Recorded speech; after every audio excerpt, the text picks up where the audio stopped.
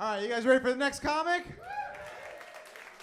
This guy's been on Comedy Central. He was just on Marin. Guys, give it up for Peter Berman.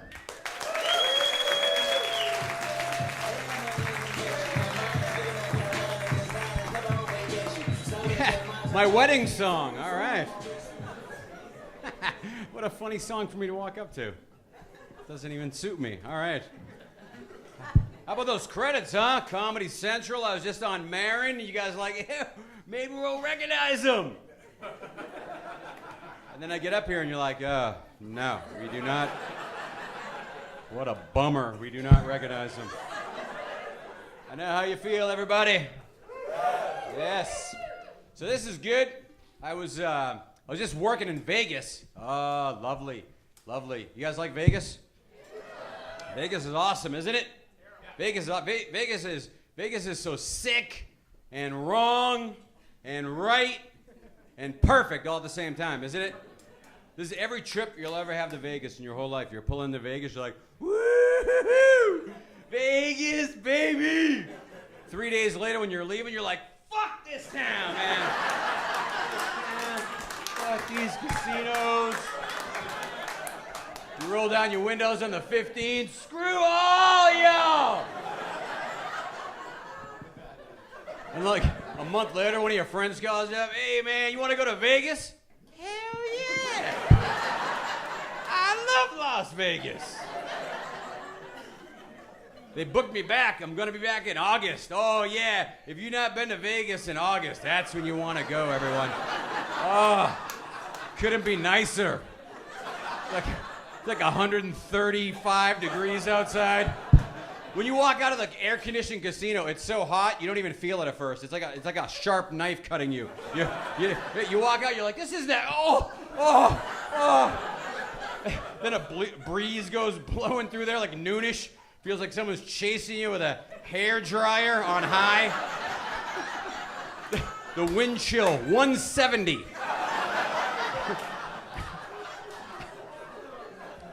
And you're like, yeah, you know what? I'll go in the pool. The cool, refreshing swimming. The pool is not cool and refreshing in August. It's 135 out, man. The pool is warm, like bath water. It is, man. I was working at the Hard Rock. I'm swimming in the pool, right? And all of a sudden, I hit a cool patch. Apparently, someone peed in the pool, man. It was me. It was me. I'm like, I peed. It started getting cold. I'm like, holy, what the? I swooshed it around. And then I pointed at my kids and swam away. That's what I did. My kids pointed at some old guy and swam away. I was gambling in Vegas. I didn't even care about gambling in Vegas because get this, I got the best news last week. The middle of last week, get this. I got an email. Apparently, I did not know this, but apparently I have a wealthy Nigerian relative that just passed away. Turns out I'm his only living relative, and he left me $20 million. His lawyer contacted me. It was pretty sweet. Told me I just had to get him my social security number, which I did. My bank account number, and my routing number. He told me I have the money in like 3 to 5 days, and it's been going on a little over a week. I was checking every day, and then one day it went to 0, and I was gonna freak out, but I'm like, I get like 20 million coming. I'm not gonna freak out over $216. What the hell? You know what I mean? I thought it was weird. He said I was his only living relative because my mom and my sister are alive. But then I thought, hey, it's $20 million, so screw them. You know what I mean? Like, I'll break them off something nice every Christmas, but I'm not. It's $20 million. They don't need to know about that. Listen, sir, this might sound weird, but I appreciate your supportive energy towards my $20 million. Seriously. And I'm going to pay it forward. That's the kind of guy I am. I'm going to give you $1 million of my 20 mil when I get in the bank. I'm gonna need your bank account number. Your routing number, if you don't mind. I got killed gambling in Vegas. Killed. I'm playing blackjack. You guys play blackjack? Yeah, we do. Yeah, you want to know the object of that game? 21. That's the object of that game, man. If they called it 12 or 22, I'd be a bazillionaire right now. Holy crap! 12 again, man. Woo! You ever get such a crappy hand at blackjack, you don't even know how the hell you got it? You ever have that happen? You're like, 34? How the hell did I get 34 on 3 cards? That seems like that's impossible. They got prostitution in Nevada. Or Nevada. Nevada? I call it Nevada. They kept correcting me. Nevada. Nevada. How do you guys say this word? Pecan or pecan? How do you say that word? Pecan, really? Okay. All right then. Okay. Pecan. Sounds kind of stuck up, doesn't it? Come on. Seriously. Pecan. What do you guys call that bird with the colorful feathers? A peacock?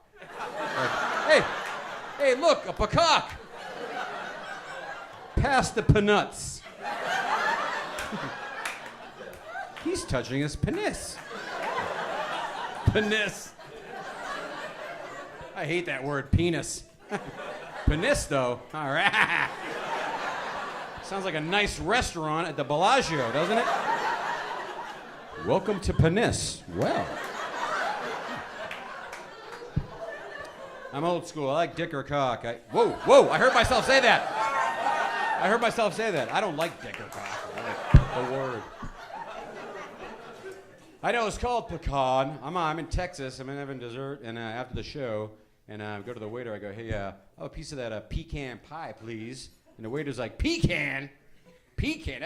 That's your granddaddy. Keeps under the bed so he didn't have to get up and go to the bathroom. I'll have the apple pie then, thank you. I don't think I want that pecan pie anymore. Sounds nasty. What was I telling you? Oh yeah, they got prostitution in Nevada. I didn't know that. They have brothels. They have brothels in Nevada. I've never been to a brothel, but my friends have gone. And I swear to God, I know.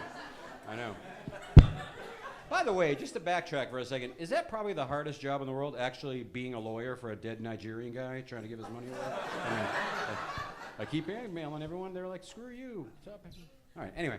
Never go back 6 jokes. Anyway, I've never been to a brothel, despite what some of you judgmental people think.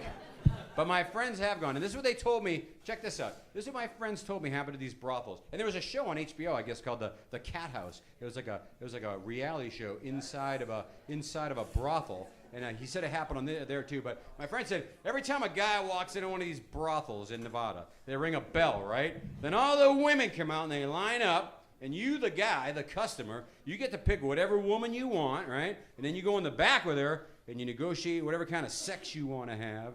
And how much it's going to cost you, right? All right. I have an idea for a new brothel, and I'm giving my idea away. It's a money maker. So if anybody wants to make money, I have the 20 mil coming in. I don't need it. I don't. But it's a money maker. Here's my idea for a new brothel, all right? Guys, you walk in, they ring a bell, right? All the women come out and they line up. Then you pick the one you want, right? And you go on the back with her, but you don't touch her, and you don't have sex with her at all, right? Well, you could say whatever the hell you want to her, and all she could say back is you're right, I'm sorry.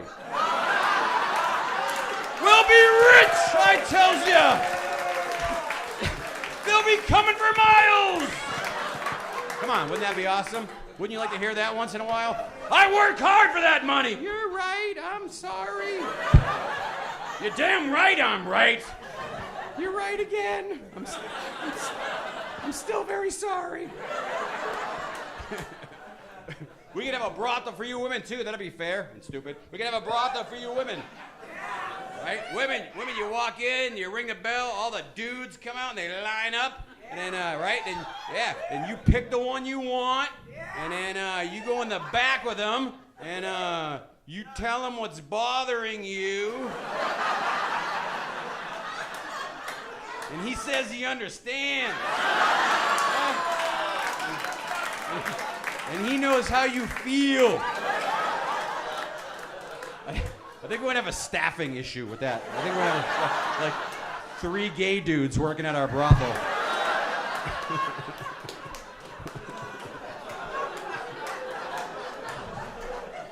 It's a moneymaker. So yeah, right. Go get this. I'm married, everybody. Get this. My wife told me she read this. This is cool. My wife told me she recently read that if you have sex 3 to 4 times a week, it extends your life expectancy because it's good for your mind, body, and spirit. Right? Yeah. I was like, whoa. Right? I was like, honey, where'd you read that? And she's like, on a Post-it note in the bathroom. And another one on the coffee maker. Wow. And a third one on the steering wheel of my car. It's like a sign, honey. She's gonna find another one in like 18 months or 16,000 miles, whichever comes first. Actually, she's not gonna find it. The AAA guy's gonna find it. I put it up by that oil change sticker. She's never gonna see it. He's gonna, ma'am, I think there's a note for you. Yeah. My wife's the one, everybody. She is. She is. She's the one. She is. She is. She is. She is. She is. I have to say it till I feel it. Hold on. No, she is. She is. She's the one. She is. She is. She's the one. She is. She is. Nothing yet. This is weird, actually. Seriously. No, she's the one. She is.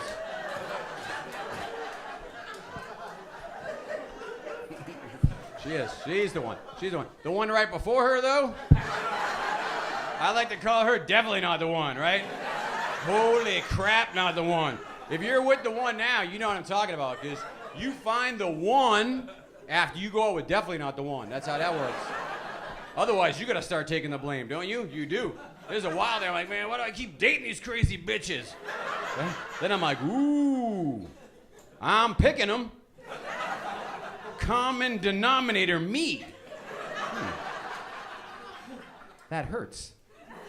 I went out with the one that wasn't the one for 5 years, everybody. 5 years. Get this. I wanted to break up with her after 3 months. But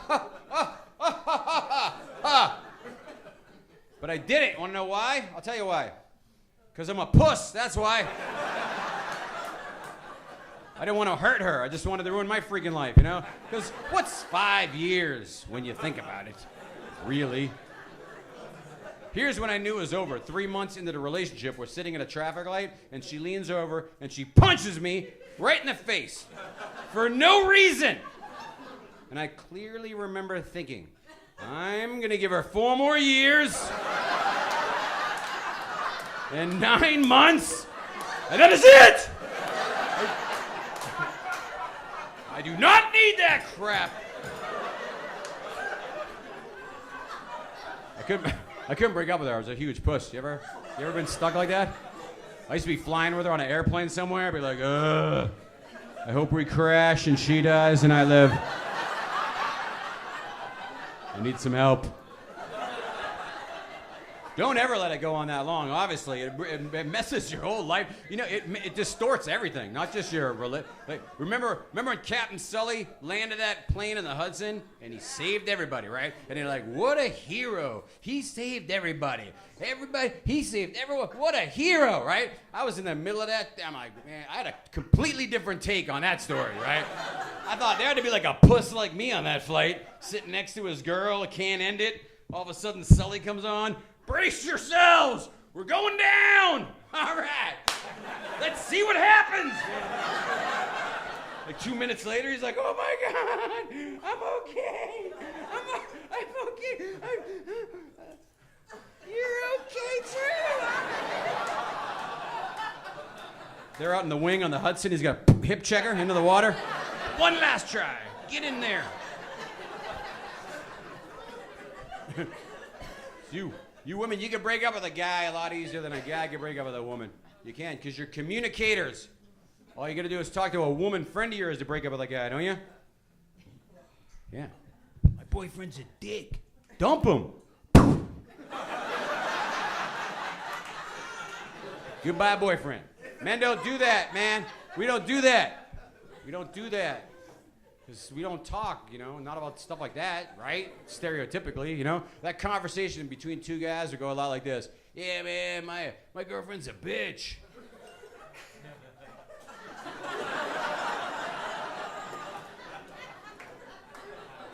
Huh. Well, good luck, man. Let me know how that works out.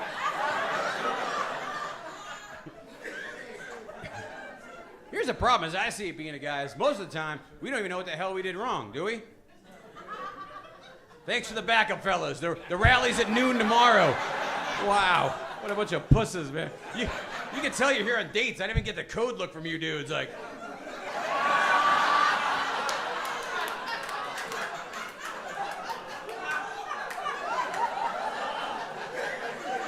Seriously. I know a lot of women, you think your boyfriends or husbands like to argue with you. This is the truth. Listen, I do not know one guy that likes to argue with his wife or girlfriend. That's the truth, man. I'm serious. When we're arguing with you women are like, hey, don't act like you don't know what the hell's going on, right? It's because we do not know what the hell is going on. If you don't believe me, listen better. When you're arguing, you'll hear us mumble stuff like, what the hell is going on? If we knew, we would fix it. Or get a friend to lie for us. We wouldn't argue. I'm telling you, we don't want to argue. Women are like, how can you not know what's going on? How can you not know? I'll tell you how we can not know. Because you women are thinkers. That's a beautiful quality. But that's what you're doing all day. You're thinking, aren't you? You little thinkers. Just sitting around thinking about things you want to think about. Just all day, just thinking. Think. And then when you're done thinking, that's not good enough, right? Then what do? You double check your work, right? Yeah. Call your mother, your sister, a girlfriend. Oh, you know what I was thinking? Oh, you know what I think about that? Think. You know what most of us men are doing while you're doing all that thinking? This is beautiful. We are not thinking. We like it like that, man. My favorite part of being a guy is having this thought in my head most of the day.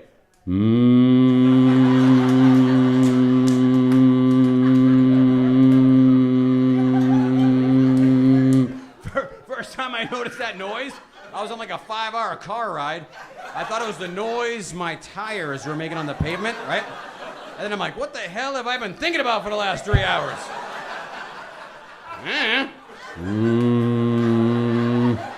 The sweet, sweet hum of being a guy.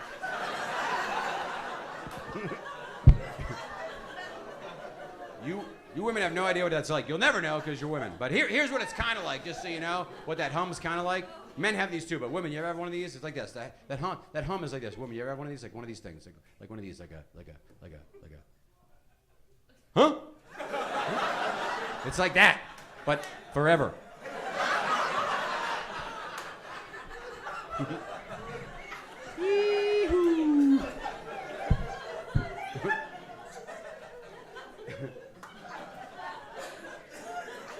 I'm getting older. My wife's never had a problem with me. I don't know why. I'm telling you, I don't know why. Honestly, she never had a problem. But lately, she's been on my ass all the time, right? All the time. I'm just being honest. She's been on my ass all the time. So finally, I go, hey, listen!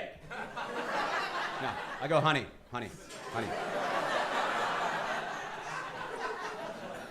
Don't be mad at me, because you're a bad picker.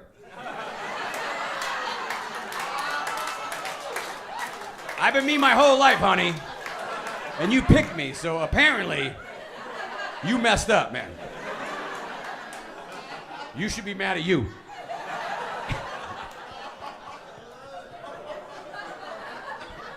Okay, listen. Listen. I'm a bit of a relationship expert. Listen, I'm gonna tell you the key to a long and happy relationship, all right? I dare you to poke a hole in it, all right? You find a flaw with what I'm gonna tell you. You find a flaw, and then you let me know. You find the flaw and tell me. Otherwise, listen to what I tell you. You go practice it for like a month, and then find me on the interweb and thank me for changing your life, all right? This is the key. This is the key to a long and happy relationship, all right? Okay? All right, listen. All right. Minimum, once a week, women, minimum, you gotta blow your husband or boyfriend, all right? One slut and two guys like the idea. Awesome, right? I gotta be honest with you, never been in a room full of gentlemen on a Saturday night that didn't get on board with that part of the plan, to be totally honest. A very discerning group. Let them finish. There might be a twist. Listen, it's not a twist. Listen, anyway, minimum once a week, you gotta blow your husband or boyfriend. But more importantly, what'd he say? Yeah, more importantly, women, what you gotta do once a week, mix in an attaboy. Yeah. A way to go, honey. And I appreciate you, right?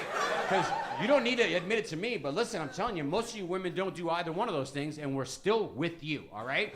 So, listen to the logic. Here's what you do. Women, blowjob, attaboy. What do you get in return? Whatever you want! Try it out. Blowjob, attaboy, whatever you want. Dream big. Try it out. Go home. Blowjob, attaboy. Honey, could you paint the house? Hell yeah, I'll paint the house. Pass that blue tape. I'm prepping right now. Where do you want the color swatches, honey? Up. Blowjob, attaboy. Could you help my friends move this weekend? Honey, friends of yours? Friends of mine. Really. Oh, this is important, women. Don't do them at the same time. That's condescending, and it hurts our feelings. Different days. We'll try to get it out of the way. Attaboy. Way to go. Attaboy. And then some lady has the nerve to yell out to me, "Does your wife do that?" And I go, "No." That's how I thought of this plan, man. I need word to get back to her.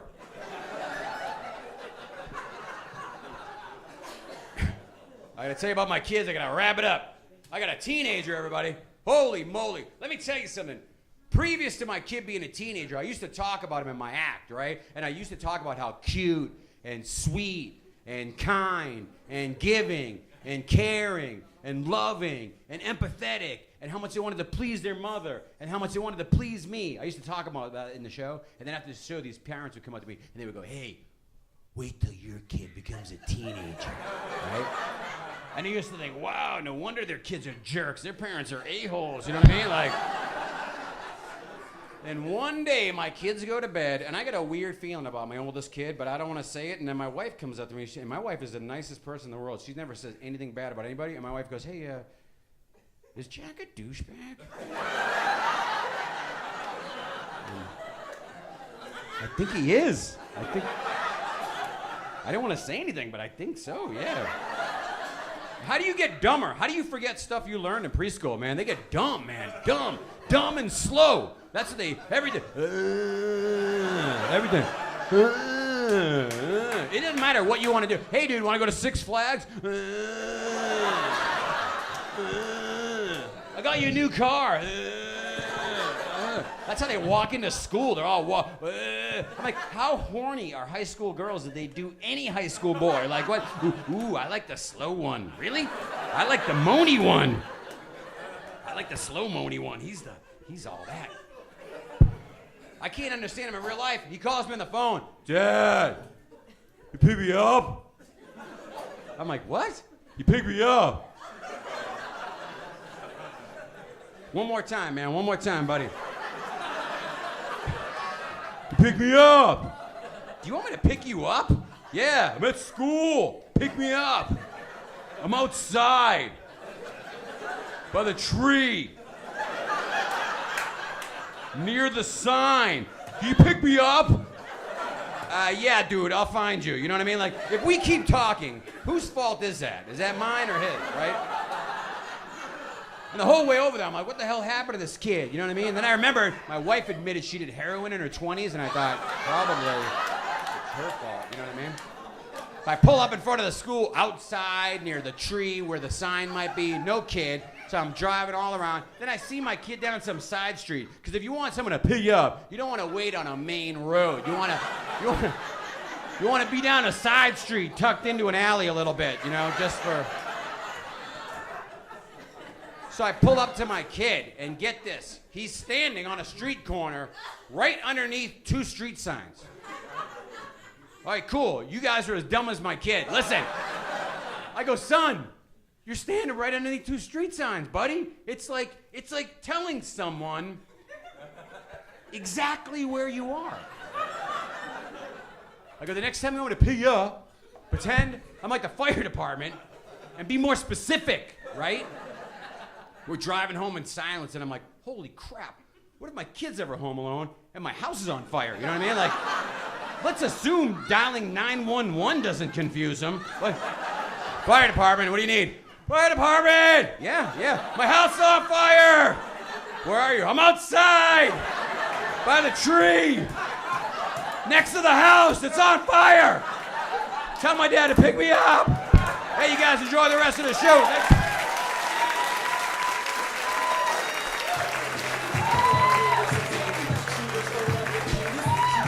Let him hear it one more time. Peter Berman!